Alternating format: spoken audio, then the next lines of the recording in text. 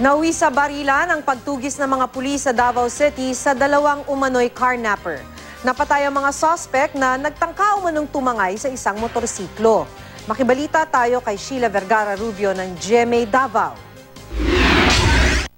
Bumulagta sa kalsada matapos makipagbarilan sa mga pulis ang dalawang lalaking umano'y magnanakaw ng motorsiklo sa Barangay 5-A Davao City. Ayon sa pulisya, rumoronda sila sa barangay kaninang madaling araw dahil sa sunod-sunod na ulat tungkol sa nakawan ng motorsiklo.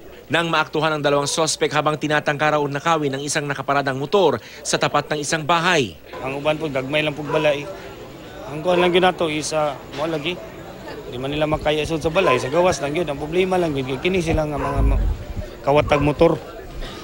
Muni karon na pag yung mga baril, anukol pag yun. Sa huli, napuruhan ng mga pulis sa mga sospek na tinamaan ng mga bala sa iba't ibang bahagi ng katawan. Nakilala ang isa sa kanila na si Wilbert Kamingawan base sa nakuhang ID. Inaalam pa ang pagkakakilanlan ng isa pang sospek. Nagpapasalamat naman ang may-ari ng motorsiklong tinangkang nakawin. Adwa ka bukandado ana.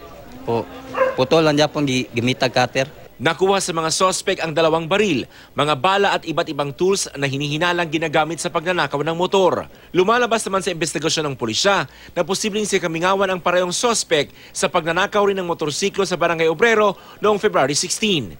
Nakunan ito ng CCTV camera. Nagis na dala nga ko kanang pangliso gani just in case nakalak ang motor. Nakita man nato sa CCTV sa may Santana area no. Dali lang kay nila makuan bisag nakalak siya. Dinala na sa punerarya ang mga napatay na sospek habang hinihintay kung may kamag-anak silang kukuha sa kanilang mga labi.